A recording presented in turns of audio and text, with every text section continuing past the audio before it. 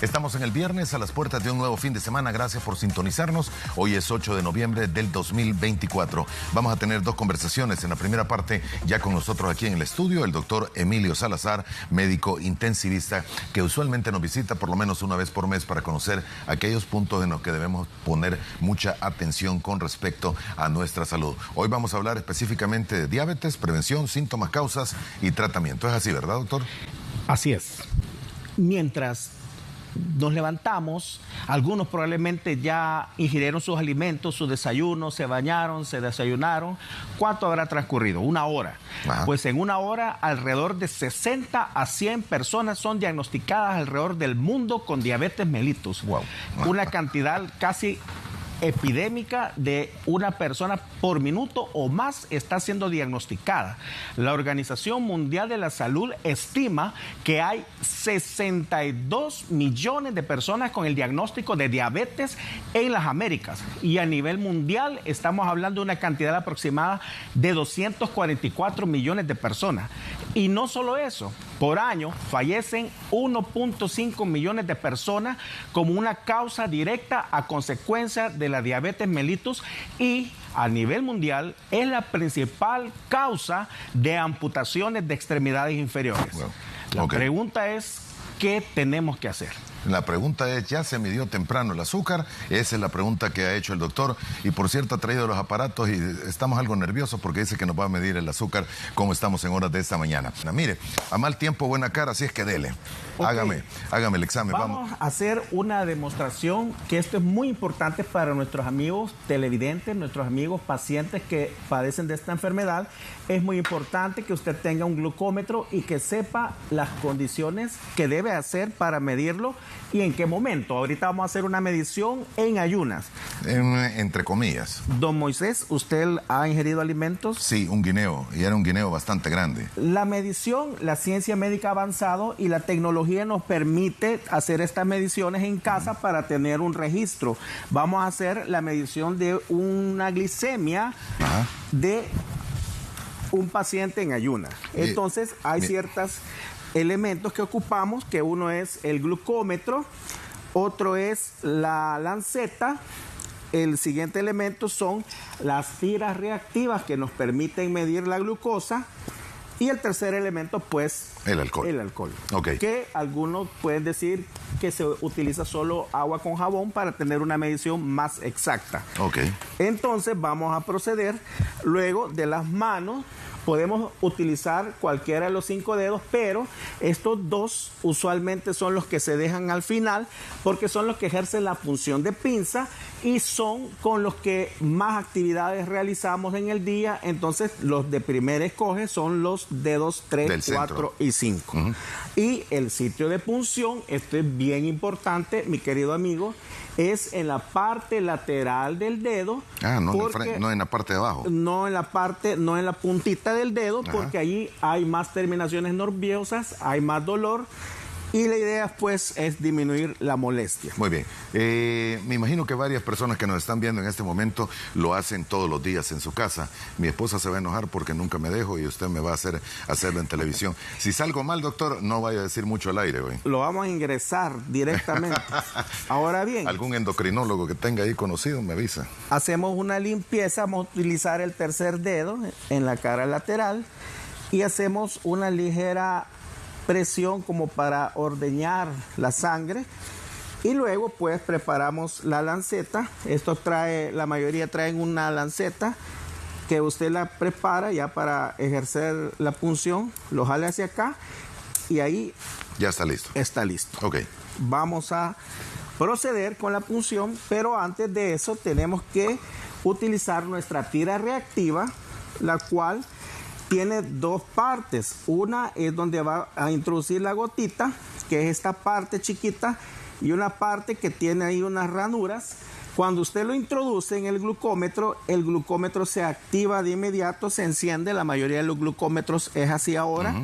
Y allí muestra la señal de que está pidiendo una gota de sangre. ¿Cuánto es lo máximo que debería tener?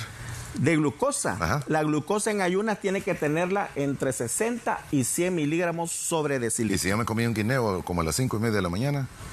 aún así creería que tiene que salirnos normal. Ok, bueno. Vamos a ver. Hombre de Dios. Aquí vamos al hospital.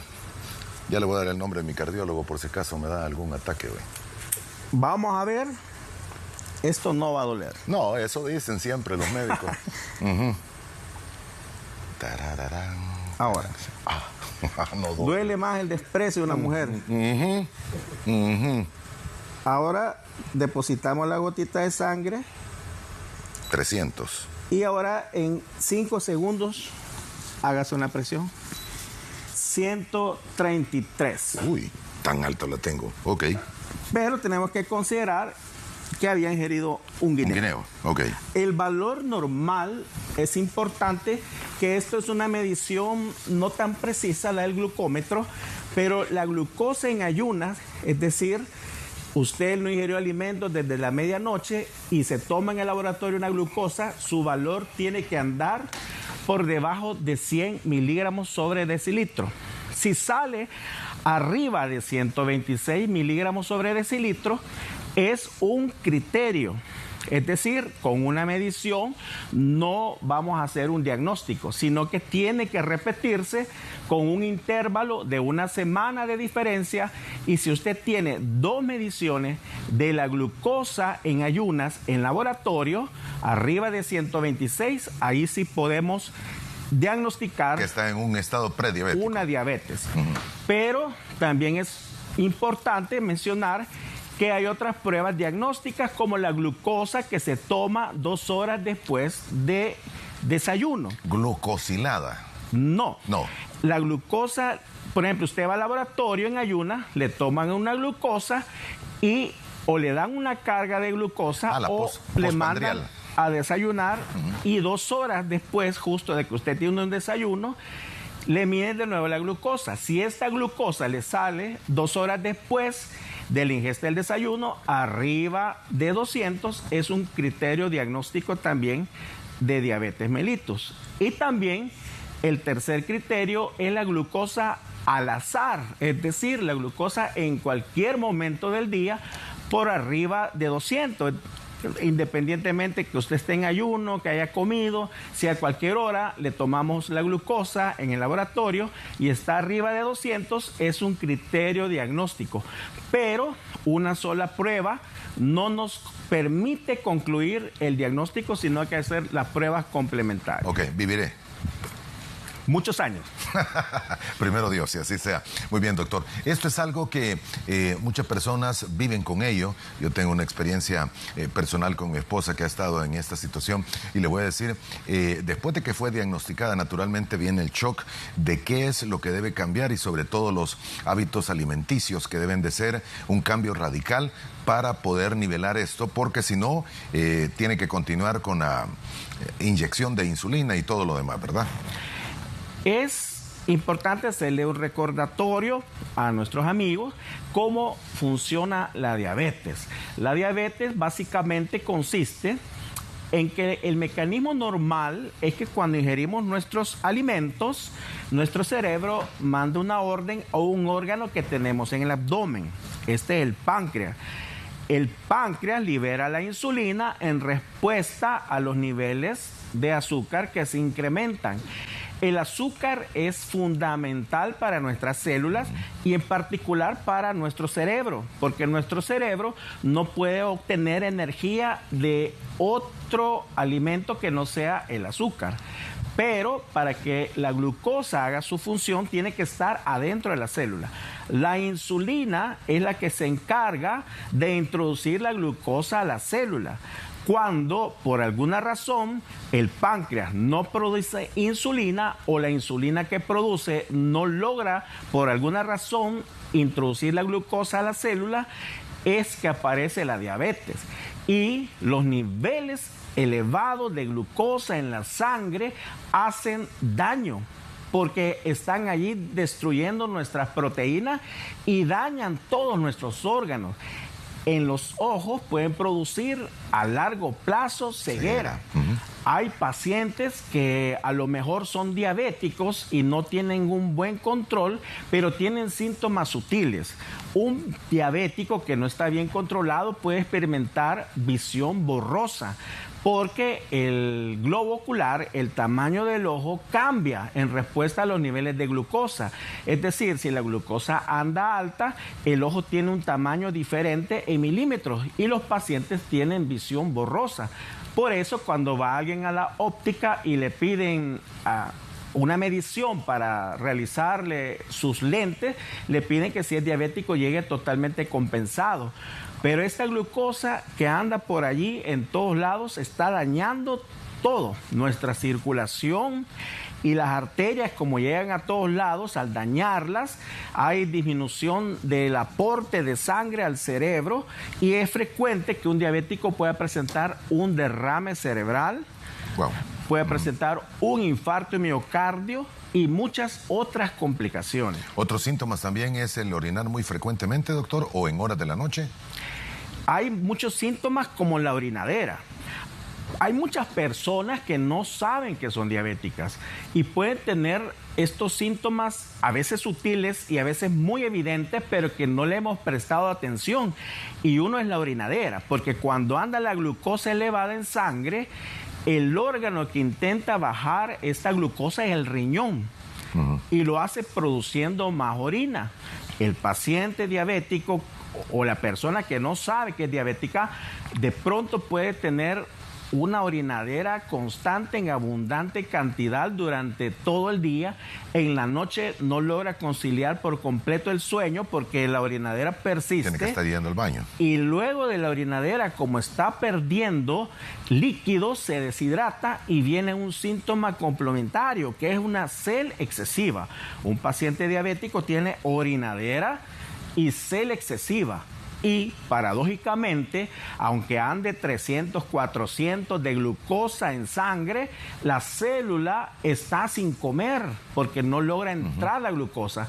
Y entonces el cerebro lo interpreta como que necesita más comida. Y el paciente puede tener una hambre insaciable. Son aquellas personas que comen, no se llenan, siguen necesitando comer.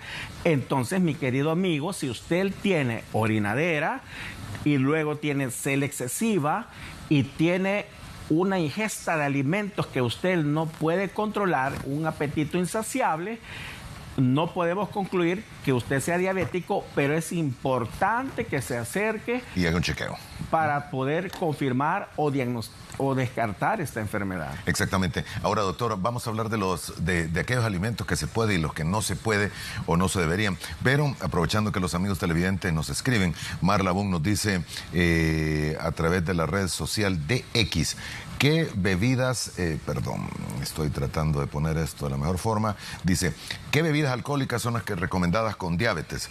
¿Solo vodka y whisky? ¿Cuántas cervezas es lo recomendable por sentada? Bueno, voy a ser bien categórico y enfático, no solo en el diabético, sino para cualquier persona no debe ingerir ninguna cantidad de alcohol, porque cualquier bebida, vodka, whisky, vino, al final, aunque usted tome una copita, el hígado, para eliminarlo, lo transforma en venenos, en toxina, en un compuesto que se llama acetilaldehído y que daña los hepatocitos. Por una pequeña cantidad de alcohol que usted le ingiera, hay un daño en sus hepatocitos. El hígado es un órgano bien agradecido y tenemos millones de células hepáticas y pareciera que al final no hace daño, pero eso es mentira. Hubieron estudios hace unos años que daban como la esperanza de que para el corazón había que tomar cierta cantidad, pero esos estudios a posterior fueron desmentidos porque el alcohol daña el hígado y no solo eso, está relacionado con múltiples tipos de cáncer, de colon, de pulmón, de hueso, porque son toxinas que al final están dañando nuestro cuerpo. Entonces, no hay cantidad recomendada desde el punto de vista médico. Desde el punto de vista médico, ok. No, me imagino ya con lo que me dijo que no le va a recomendar, mire, un vinito nada más, el vino mejor no. Pero en cuanto a comidas, lo primero que hay que quitarse, el pan, los carbohidratos. Los carbohidratos están presentes en nuestro desayuno normal, por ejemplo, pero tenemos un exceso de carbohidratos, un exceso de azúcar y muchos amigos les cuesta identificar dónde está el azúcar. Naturalmente, usted tiene que comer de los 3 grupos alimentarios, que es el azúcar, las proteínas y las grasas. Pero, ¿cómo es el desayuno tradicional de un salvadoreño? Tenemos una porción de huevo que está bien, es una proteína, pero los carbohidratos van en el frijol, en el arroz, el casamiento, el plátano, el pan, la tortilla. Y si a esto todavía le agregamos un jugo de naranja, el jugo de naranja lleva la cantidad aproximada de azúcar de unas 3 o 4 naranjas. Y eso es una carga alta de carbohidratos. Entonces, si todavía usted, por ejemplo, al café le agrega azúcar, en promedio, yo he preguntado a mis amistades, 2 cucharadas. 2 a 4 cucharadas. Bueno, y cada cucharada trae 16 gramos. Estamos ingiriendo más de 70 gramos de carbohidratos solo en un café que lo endulzamos. Y recordándole a los amigos que el verdadero sabor del café es natural, sin azúcar, es el puro sabor propio del café bien preparado. Como café, exactamente. Con azúcar lo modificamos. Entonces, toda esta alta ingesta de carbohidratos es nociva para la salud. A ese desayuno que ya mencionó, que es el típico que cualquiera toma en los desayunos, agréguele que el café no hay que tomarlo solo, pues. Tiene que haber un pancito dulce. Es una tradición. Es una bomba. No lo mencione más, que ya se me apeteció. El café, pues, ¿qué salvadoreño no acostumbra a tomar café en la tarde y acompañarlo con una porción de sí, una pan mieluda dulce? así con el café. Bueno, claro, ya nos va a dar hambre a estas horas de la mañana. Es una bomba, señor. Y eso es lo que hemos estado acostumbrados. Los frijoles es un alto contenido de carbohidrato. Y comemos frijoles en todos los desayunos. Y nos repetimos. Por supuesto. Y si es casamiento y está así aceitoso y rico, mejor todavía. Y lo que ocurre es que en la medida que acostumbramos a nuestro cuerpo a una alta cantidad de carbohidratos, el azúcar hace, digámoslo, como picos en la sangre, es decir, elevaciones súbitas. Cuando el cuerpo detecta que hay una elevación súbita del azúcar en sangre, el páncreas produce más insulina de la que produciría normalmente. Y la célula tiene un mecanismo como la puerta de su casa, como una llave y la cerradura de su casa. La insulina es la llave y la puerta de la célula es por donde entra la glucosa y la insulina abre la puerta. Pero sucede que si su cuerpo produce más insulina, la cerradura no obedece. Es semejante a un niño que se porta mal y que usted lo castiga y él se acostumbra al castigo, cada vez se porta más mal y ya no le funciona el castigo. A este fenómeno le llamamos resistencia a la insulina. Muy bien, tenemos que hablar de los tipos de diabetes porque hay 1, 2 y 3, creo que es, 1 y 2. ¿Cuántos son? 1, 2, gestacional y otros tipos de diabetes. Ok, vamos a hablar de todo ello cuando regresemos porque hay alguien que nos está escribiendo desde Nueva Jersey con una pregunta de este tipo. Pero tenemos que hacer la primera pausa. Volvemos en este momento. Siga con nosotros.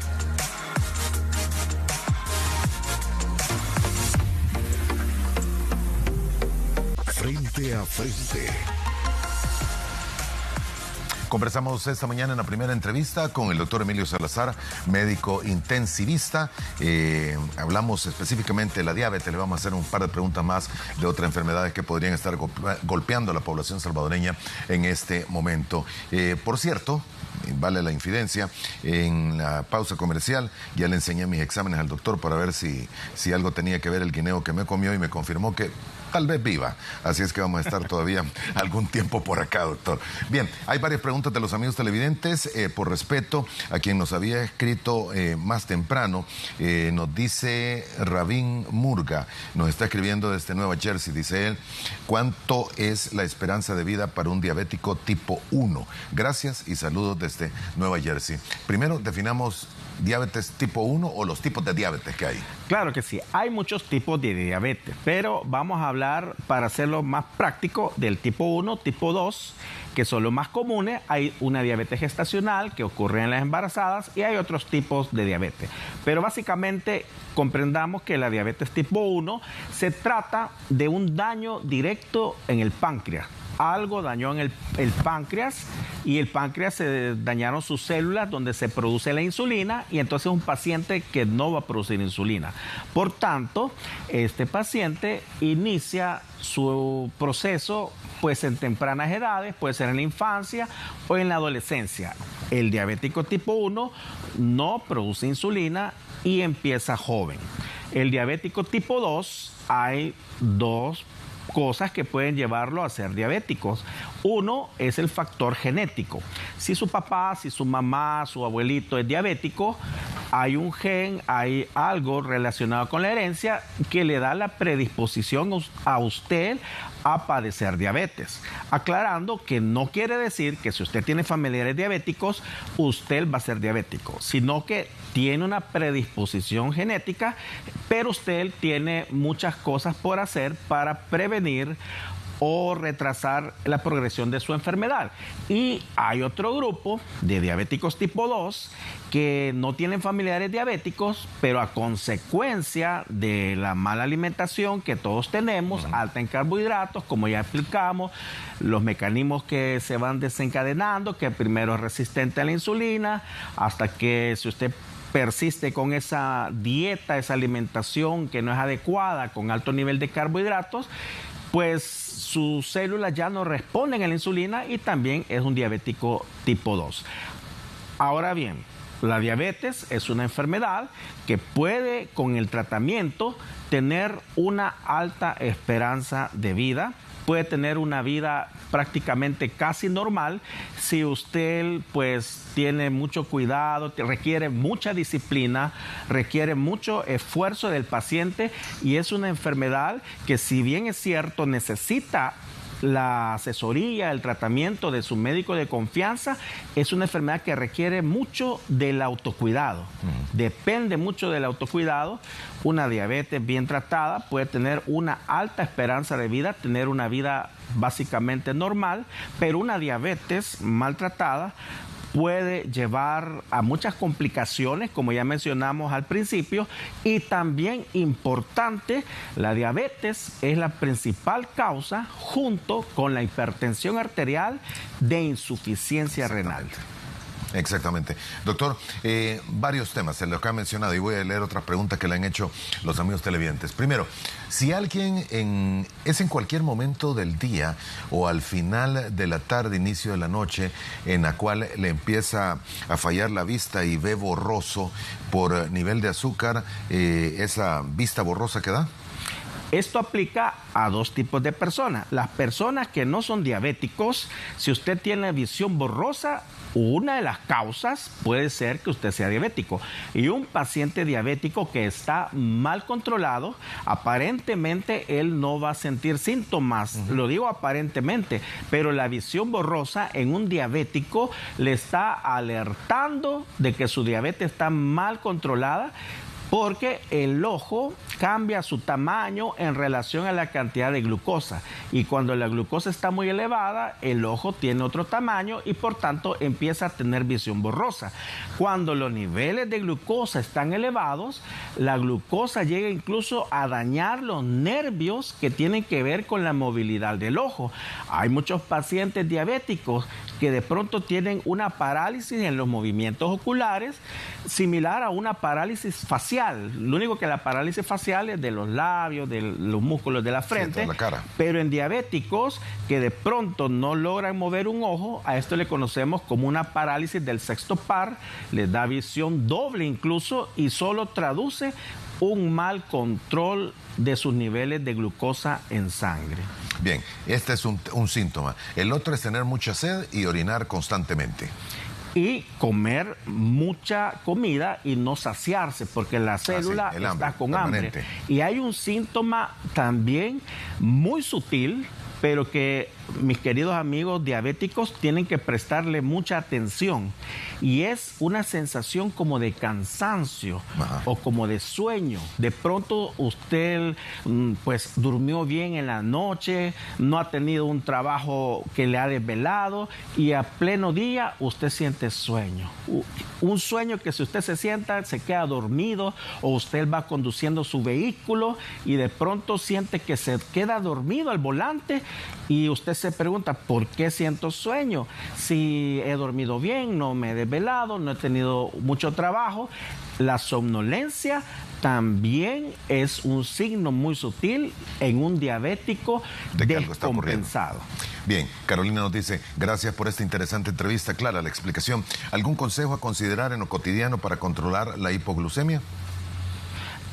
Menciona hipoglicemia y eso es bien importante para nuestros amigos diabéticos. Hipoglucemia. Hipoglucemia. Ajá. Hipoglucemia es baja. Ajá. En el diabético sabemos que el problema es al revés, que la glucosa está alta, pero un diabético que está en tratamiento debe conocer que en algún momento puede presentar hipoglicemia.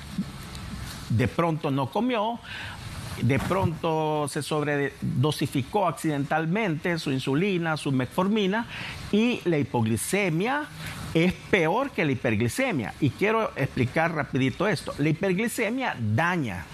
Hace un daño, pero lo hace en el tiempo, en los años.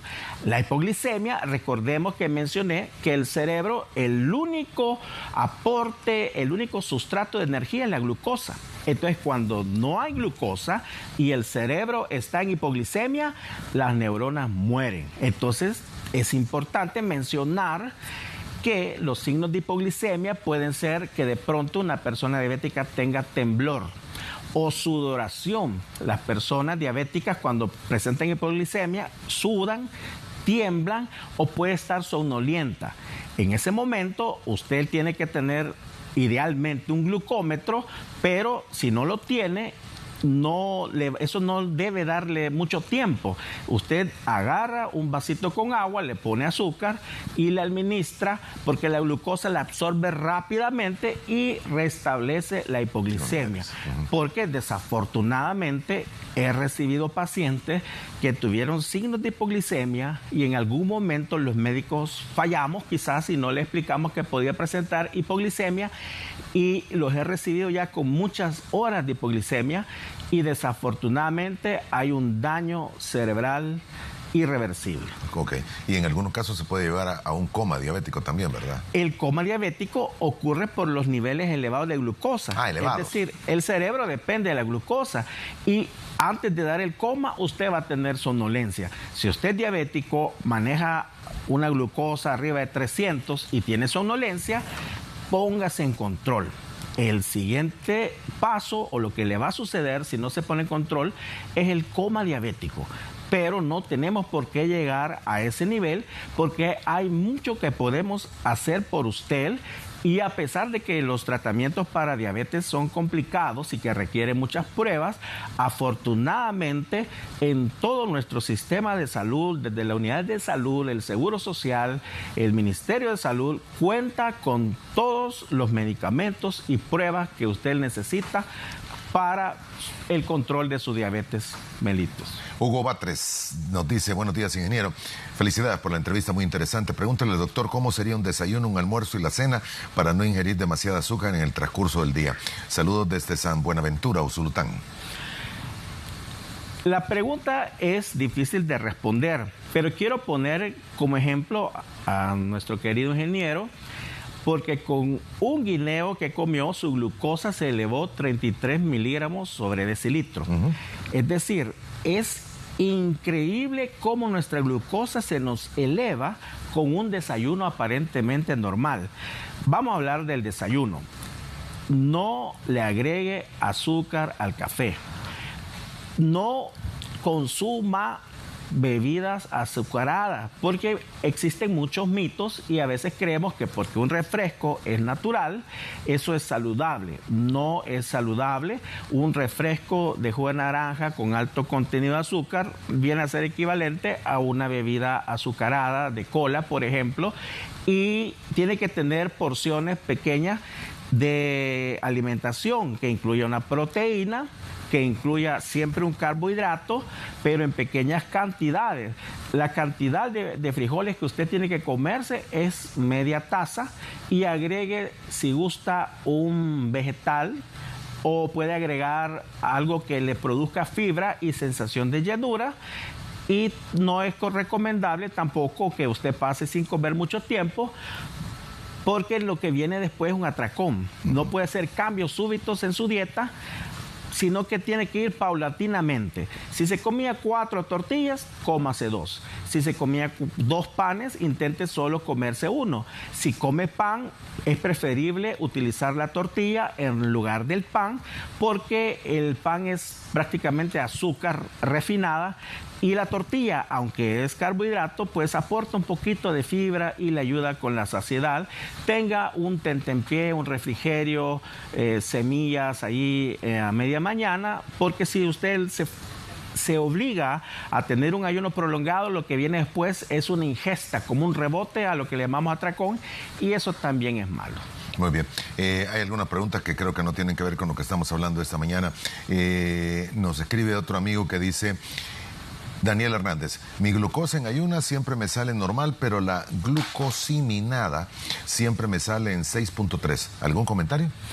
Habría que reevaluar su caso. Ahora, la hemoglobina glicosilada es nuestra hemoglobina de nuestra sangre.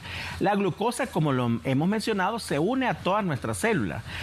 Cuando se une la hemoglobina y la medimos, le llamamos hemoglobina glicosilada y nos permite saber cómo ha estado la glucosa de este paciente en 3 meses. ¿Por qué 3 meses? Porque 3 meses es la vida del glóbulo rojo.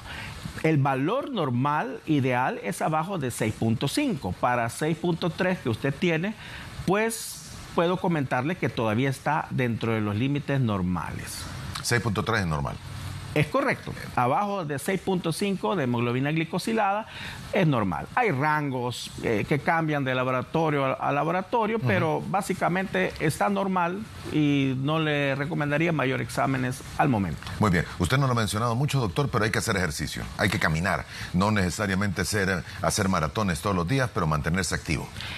Por la diabetes, por la hipertensión arterial y por la insuficiencia renal, todavía hay mucho que podemos hacer y básicamente son los cambios en el estilo de vida, tener estilos de vida saludable y por supuesto la actividad física regular, que puede ser desde una caminata de 30 minutos todos los días, al menos 5 días a la semana.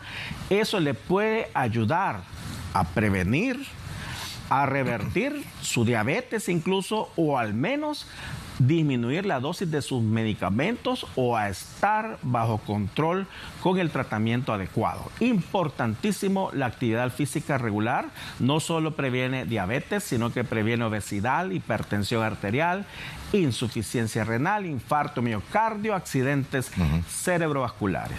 Muy bien. Doctor, no tenemos más tiempo. Sí quisiera preguntarle, hemos hablado ampliamente del azúcar, la diabetes y todas las medidas y síntomas, pero en este momento, hoy que estamos en noviembre, ¿hay algún malestar, alguna enfermedad que usted está viendo con más frecuencia en los pacientes que atiende, solo para estar con las antenitas paradas y muy alerta?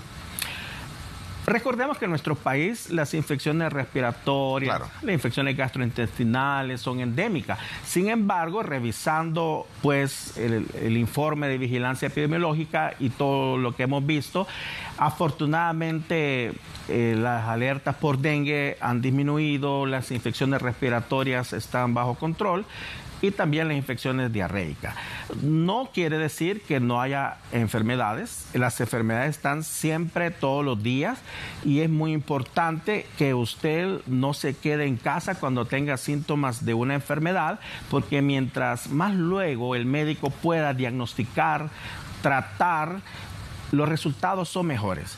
Y si definitivamente usted va con su médico, regresa a su casa y de pronto usted ve signos nuevos o empeora, usted necesita ir de nuevo a consultar, porque a eso le llamamos reevaluación. Yo puedo verle a usted ahora, en este momento, a las 8 de la mañana, y usted puede estar en una condición estable, pero a veces hay enfermedades que son muy graves y en horas cambia totalmente los signos clínicos. Entonces, si hay un cambio en los signos clínicos, es importante que se acerque de nuevo.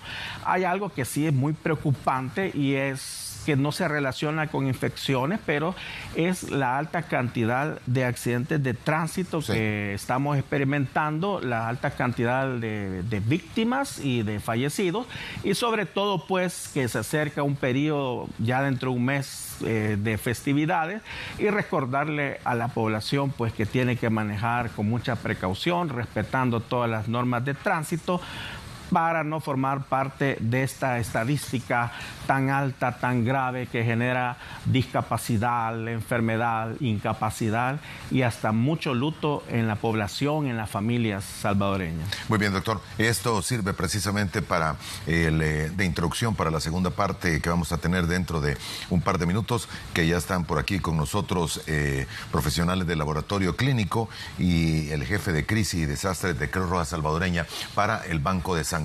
Los accidentes que usted menciona y naturalmente sobre todo por la época que estamos transitando hacia fin de año. Muy amable, doctor, gracias por ponerme a prueba al aire. Mi esposa me está mandando a que me vaya a hacer el ejecutivo y que me hospitalice hasta que me llegue abajo de 100, así es que vamos a ver qué ocurre. Ya le voy a dar el número de teléfono para que le llame hoy. Gracias a usted y a nuestros televidentes. Dios me les bendiga. Gracias, doctor, por haber estado con nosotros. El doctor Emilio Salazar, médico intensivista.